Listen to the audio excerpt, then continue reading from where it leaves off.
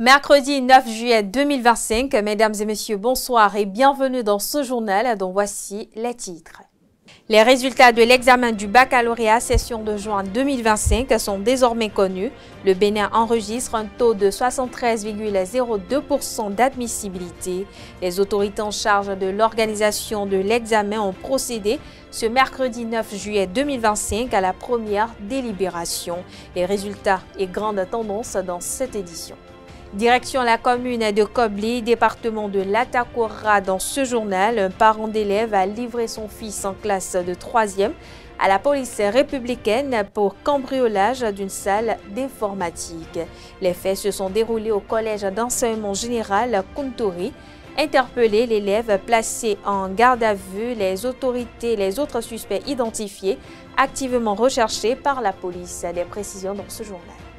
La Fédération béninoise de taekwondo et la Fondation Siakado de la Côte d'Ivoire ont procédé à la signature d'un partenariat. C'était en marge d'un training camp national tenu à Cotonou samedi dernier, dirigé par le grand maître Pierre Ogudjobi du Bénin et le maître Koulibaly Siaka de la Côte d'Ivoire. Plus de détails dans ce journal.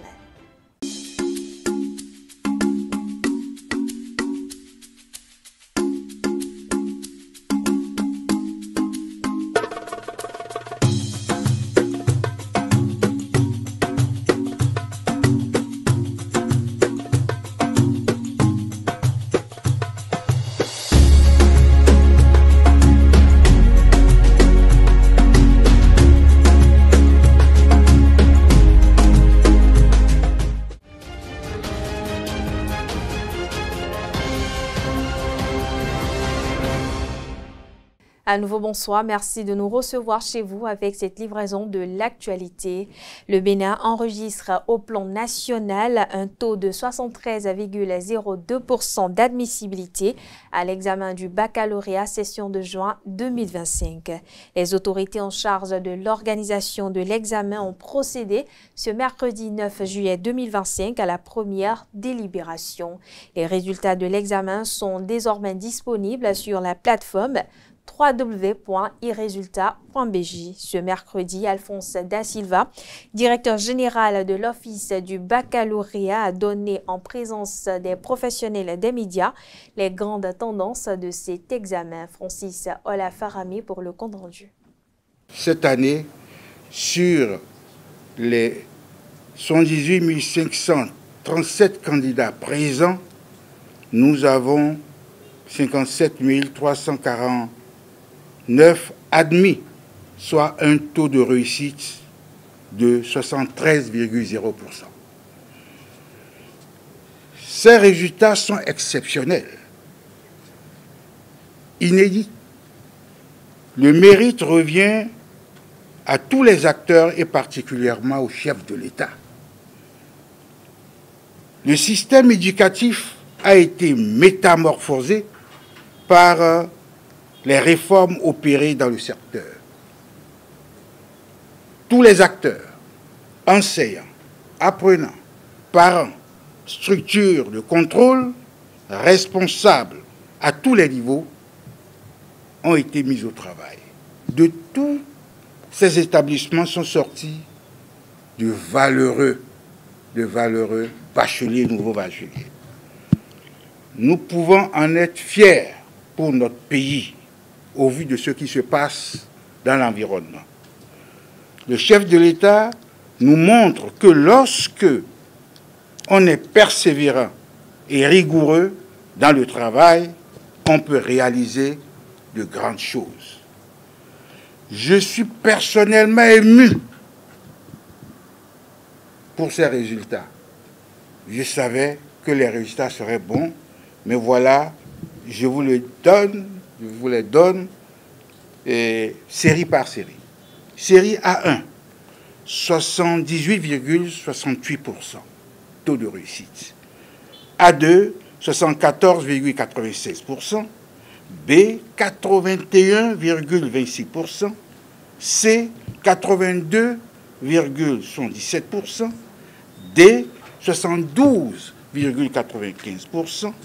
E, 65,63%, EA eau et assainissement, 63,70%, F1, 27,51%, F2, 68,87%, F3, 62,69%, F4, 36,45%, G1, 71,85%, G2, 70,91%, G3, 60,75%.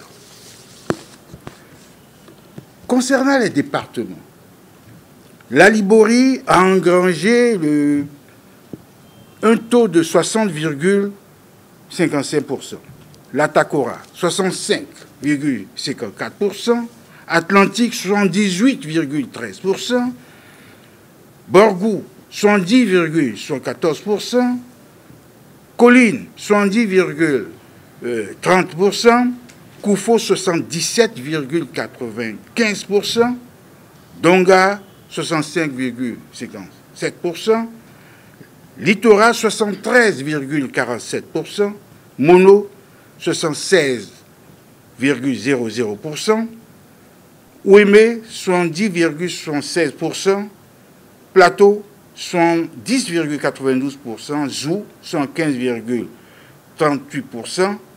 Au total, pour le Bénin, vos enfants engrangés le taux de 73,02%. Vous voyez, je le dis avec sentiment parce que moi-même je suis un père, je suis formateur et je suis le directeur de l'Office du baccalauréat. Parlons toujours de l'examen du baccalauréat. La session de remplacement de 2025 est désormais connue. Les candidats ayant manqué la session normale du baccalauréat 2025 sont attendus dès le lundi 14 juillet 2025 au Collège d'enseignement général CEG Sainte-Rita de Cotonou, selon un communiqué de l'Office du baccalauréat. En date du 8 juillet 2025, les candidats concernés peuvent consulter la liste dans les centres de correction de délibération au CEG Sainte-Rita et à l'Office du baccalauréat à Cotonou. Le DOB invite les candidats retenus à se présenter au centre de composition dès 7 heures, munis de leurs pièces d'identité en cours de validité. Direction la commune de Kobli, département de l'Atakora au nord-ouest du Bénin, un parent d'élève a livré son enfant en classe de 3e à la police républicaine pour complicité de cambriolage d'une salle d'informatique au collège d'enseignement général Kuntori, lequel CEG a été récemment la cible d'un cambriolage visant la salle informatique. Alerté, le commissariat de l'arrondissement de Datori s'est saisi de l'affaire. Les investigations menées par les forces de l'ordre ont permis de localiser un élève du collège en possession d'une partie du matériel dérobé, notamment un ordinateur complet, indique la police. Informé de la situation, le père conduit son fils au poste de police avec un écran d'ordinateur, un clavier, un casque et une souris. Lors de son interrogatoire, le mineur et l'élève en classe de 3e a relaté une scène survenue au cours d'une randonnée nocturne en compagnie d'une camarade. Selon le récit des faits, l'élève dit avoir surpris 2 autres élèves en pleine opération de vol, l'un à l'intérieur de la salle informatique et l'autre à l'extérieur, déjà porteur de 2 écrans et accessoires. Pris à témoin, les 2 adolescents auraient reçu une étrange proposition, se taire en échange d'un écran et de ses accessoires. La recherche d'un acheteur du matériel volé finit par les trahir. Pour l'heure, une procédure est en cours d'établissement. L'élève interpellé fut placé en garde à vue, tandis que les autres suspects, désormais identifiés, sont activement recherchés selon les précisions de la police. On parle santé à présent, justement la santé mentale, une composante essentielle de la santé qui représente bien plus que l'essence de troubles ou de handicaps mentaux. Selon l'Organisation mondiale de la santé OMS, la moitié des troubles de la santé mentale apparaît avant l'âge de 14 ans. Comment prendre soin de sa santé mentale et quelles sont les actions préventives de cette journée? Élément de réponse avec le psychologue et clinicien André Alihonou. Des propos recueillis par Francis Ola Farami et Nansirine Fatoumi. Déjà, le bien-être psychologique, le bien-être mental, l'épanouissement de tout et chacun, c'est en fait ça. C'est pas l'absence non plus de conflit ou de vécu, non. C'est que chacun soit équilibré en lui-même, qu'il puisse jouir pleinement de tout son potentiel psycho-émotionnel et qu'il ne se laisse pas balloter ici et là par le courant quotidien, les conflits auxquels il fait face. C'est essentiellement ça. La santé mentale, ce n'est pas non plus absence de maladie et de tout ça. Donc oui, il y a sensibilisation, il y a des soins qui sont à apporter, il y a prévention et tout ça, mais l'essentiel, le message, c'est que chacun, chaque population, chaque individu sache que sa santé mentale dépend essentiellement, pour ne pas dire en grande partie, d'elle-même. Il faut que chacun travaille à avoir cet équilibre mental, à avoir cet équilibre émotionnel et psychologique. Donc, travailler à la prévention, éviter certains conflits, travailler à affronter certains conflits, à affronter certaines difficultés de la vie, parce qu'il y a des conflits où il y a des situations qu'on ne peut peut-être pas éviter, mais travailler à avoir, à entretenir un équilibre psycho-social, émotionnel qui nous épanouisse. Donc, travailler à équilibrer, à entretenir notre santé mentale, c'est d'abord un engagement personnel avant de chercher l'apport extérieur pour ça. Dans un autre registre, au Bénin, comme en Afrique, le débat sur l'obligation ou non de la soumission de la femme à son époux alimente de plus en plus la toile. Cependant, une interrogation subsiste. En quoi consiste réellement la soumission de la femme au foyer? À cette interrogation, quelques citoyens rencontrés dans la ville de Cotonou ont répondu. Ici, au micro de Francis Ola Farami. Suivons ensemble. Dieu, le créateur du ciel et de la terre, a créé l'homme et la femme et a donné le pouvoir de gestion à l'homme, parce que l'homme dans le foyer est le chef suprême. C'est pourquoi on dit Sunu Glebenu. La femme dans le foyer est en tout cas la directrice de la maison, celle qui doit contrôler les choses, surveiller les choses. C'est pourquoi on dit nous aussi. Donc Dieu a donné un pouvoir à l'homme. Ce n'est pas que la femme aussi n'a pas de pouvoir, mais l'homme a un pouvoir où c'est lui qui est, en tout cas il est au-dessus de tout dans le foyer. Vous savez, moi je suis un musulman. Et la femme doit se soumettre à son mari. Un foyer. C'est-à-dire, c'est l'homme qui donne les ordres. Voilà comment on va faire. La femme va apporter son point de vue, hein. Mais c'est à lui de convaincre madame, ou de madame, vous savez, c'est ça là qui est bon. Donc, et dernier ressort, c'est l'homme qui décide. Et c'est ce que l'homme dit, c'est ça qu'on va travailler. Quand on me parle de soumission de la femme au foyer, moi je suis gêné. Je suis gêné. Nous voulons faire des femmes complexées pour que les femmes complexées donnent des enfants à éduquer complexés. La vie conjugale, c'est une addition. Je parle plutôt d'entente et non de soumission. Parce que là où il y a l'amour, il y a qu'on respecte la liberté de l'autre, il y a qu'on fasse ce qu'il faut pour que l'amour perdure. Dieu a créé ça comme ça, où la femme doit rester sous les ordres de l'homme. Mais ce n'est pas que la femme sera chosifiée ou non, c'est pas ça. Entretenir une femme, c'est pourvoir à ses dépenses, pourvoir aux dépenses autant pour moi de cette dernière sur tous les plans. Quel salaire pour entretenir une femme de nos jours à Cotonou? Élément de réponse dans ce micro-trottoir que nous propose Francis Olafarami, comme l'ont compté Amosso et Nansérine Fatoumbi. Pour avoir un bon foyer là, au minimum, tu peux te tenir autour de 80 000 par mois. Ça dépend de ce que tu gagnes. Et ça dépend de la femme que tu as. Parce que tu peux avoir une femme qui sera moins expensive. Tu auras une femme qui sera plus expensive. Qui sera moins chère quoi. Il y a des femmes moins chères, il y a des femmes plus chères. Ça dépend de la beauté. Aujourd'hui là, même les fonctionnaires font zim. Parce que le salaire là ne suffit pas. Donc au moins pour entretenir une femme là, paresseuse, parce que normalement la femme aussi doit travailler.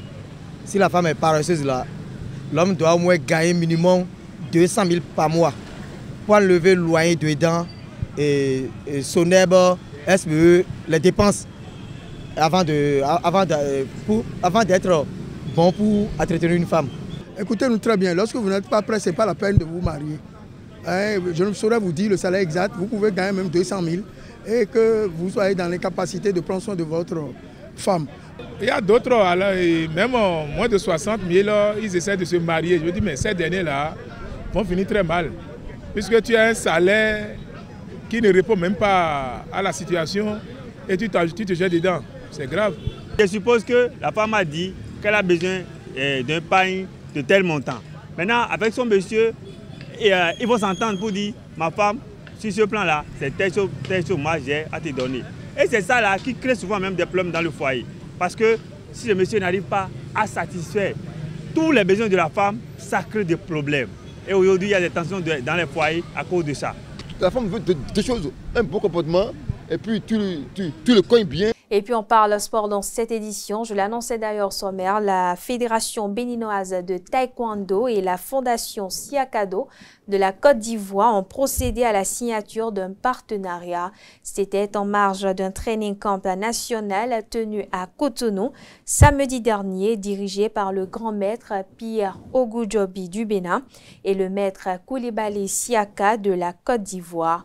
Un nouveau départ bénéfique pour les taekwondoïstes de la FBTAE qui désormais pourront obtenir jusqu'à 8 dan, fruit de cette convention, comme l'en comptait Amosso pour le reportage.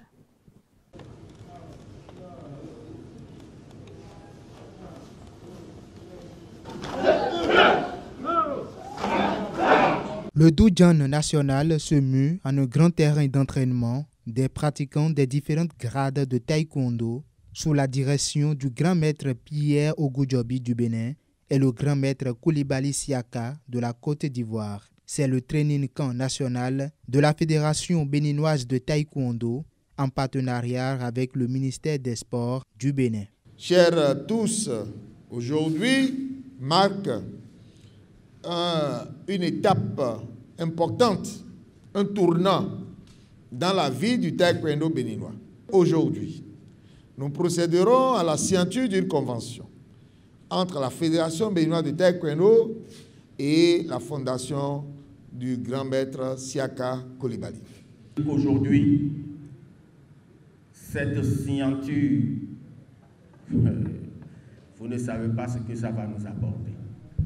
C'est incroyable ce qui se passe sous mes yeux. Sous mes yeux. Désormais, vous n'allez plus vous rendre à l'entraînement les bras ballants comme des pédants alors que vous n'êtes pas du tout structuré dans votre démarche pédagogique. Aujourd'hui, vous devez, à partir de cette signature, aller à l'école de la planification, de l'entraînement, de la compétition et de la récupération.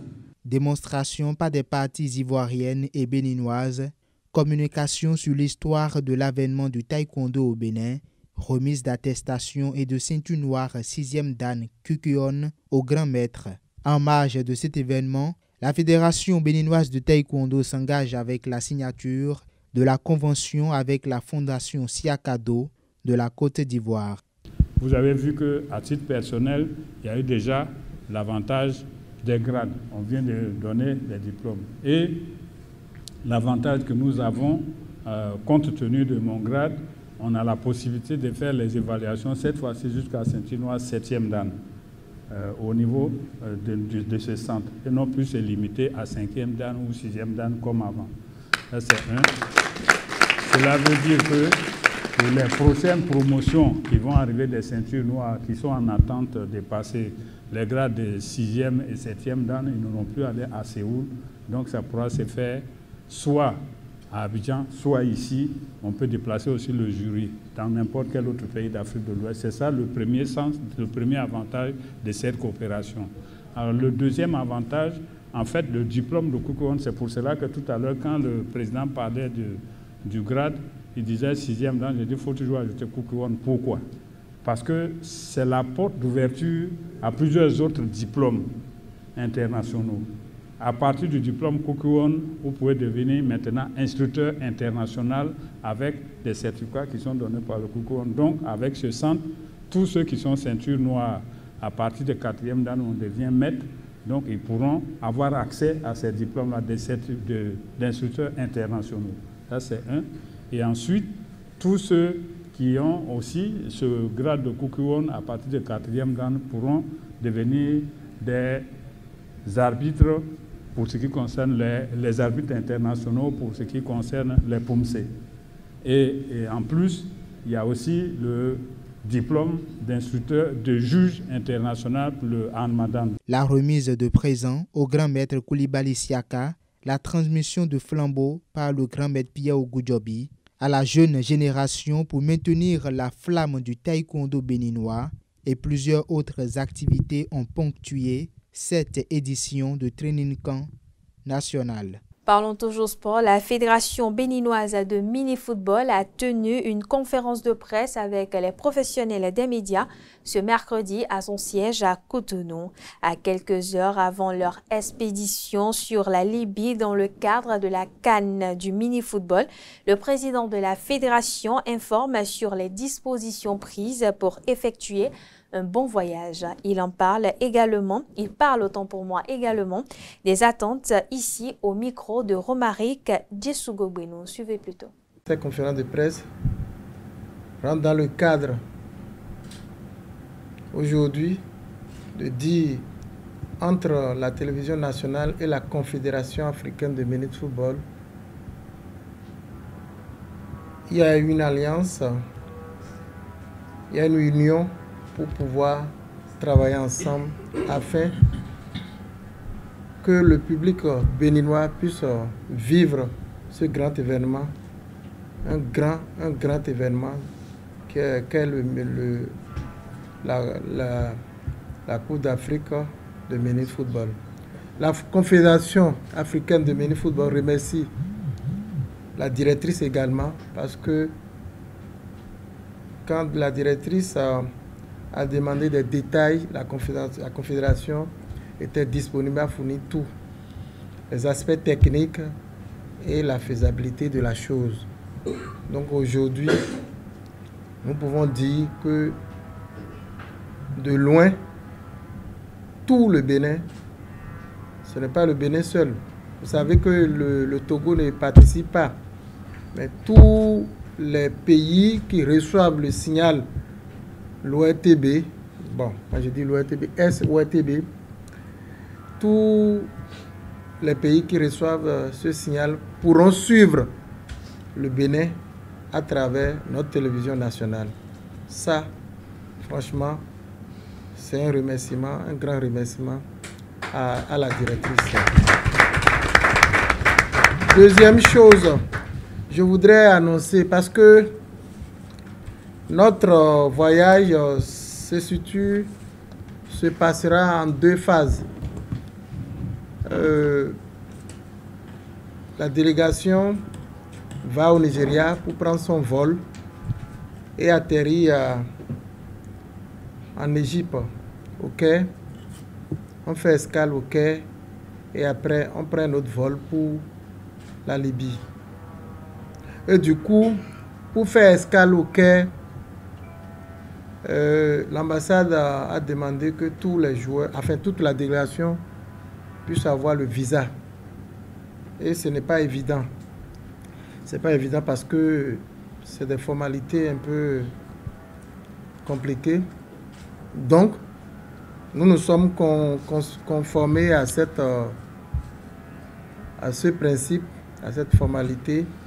Et aujourd'hui, c'est aujourd'hui que toute la délégation a eu le visa pour atterrir au Caire. Quel visa encore? C'est un visa multiple entrée, c'est-à-dire quoi? C'est un visa de durée de 6 mois. Donc ça veut dire quoi? Bon, la délégation va effectuer son voyage. Mais si nous revenons, quelqu'un a un projet sur l'Égypte, il peut y aller facilement pendant au moins les 6 mois. Pendant toute cette durée de 6 mois. Ceci étant pour moi une opportunité pour les joueurs parce que ce n'est pas facile de rentrer dans l'Égypte sans ce visa.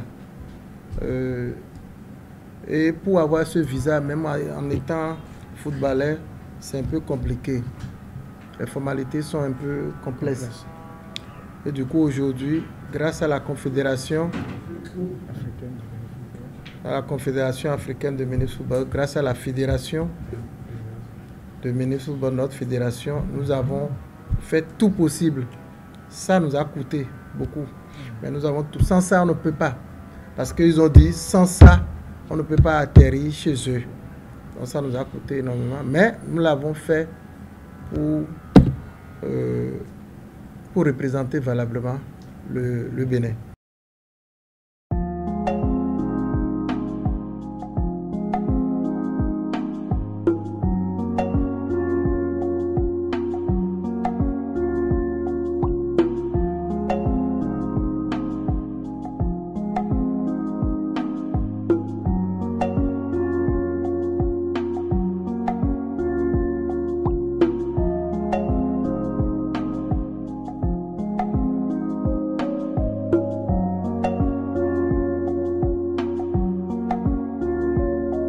Hors de nos frontières à présent, en République démocratique du Congo, le procès de l'ancien ministre de la Justice, Constant Mutamba, s'ouvre ce mercredi devant la Cour de cassation. Une audience très attendue alors que l'ex-garde des Sceaux, connu pour ses critiques virulentes contre les magistrats, se retrouve aujourd'hui face à eux en tant qu'accusé. Contraint à la démission fin juin dernier, il est poursuivi pour un présumé détournement de 19 millions de dollars destiné à la construction d'un complexe pénitentiaire à Kisangani. Constant Mutamba échappe aux accusations d'outrage, d'incitation à des manquements envers l'autorité, d'injures publiques et de menaces d'attentats pour lesquelles l'Assemblée nationale avait refusé d'examiner la requête du procureur selon un correspondant. Le parquet estime que le ministre a conçu le projet et débloqué les fonds sans le feu vert de la première ministre dans le but de les détourner. Bien que l'argent n'ait pas été retiré par l'entreprise bénéficiaire, le procureur évoque un risque réel évité grâce à la vigilance de la cellule de renseignement financier. Le désormais ex-ministre de la Justice congolaise dénonce de son côté une manigance visant à bloquer les réformes judiciaires et à freiner la riposte contre l'agression rwandaise.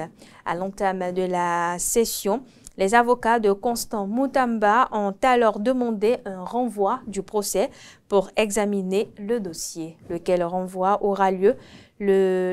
procès aura lieu le 23 juillet prochain. Constant Mutamba promet de se battre pour laver son honneur et sauver sa carrière politique.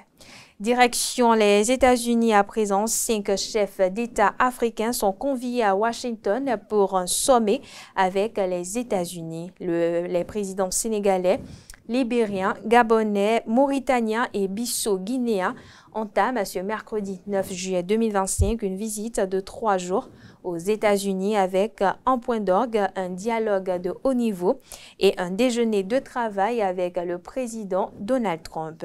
Le président américain espère notamment conclure à cette occasion plusieurs partenariats avec les pays qui disposent d'importantes ressources stratégiques. Grande première depuis l'arrivée au pouvoir du président républicain selon les informations. L'initiative vise à renforcer un dialogue ouvert avec les nations africaines afin de nouer des partenariats et de promouvoir l'engagement économique et l'investissement du secteur privé. Et voilà, chers internautes, qui met un terme à cette édition. Merci de l'avoir suivi. Merci de votre fidélité. On se donne rendez-vous vendredi prochain pour le même exercice.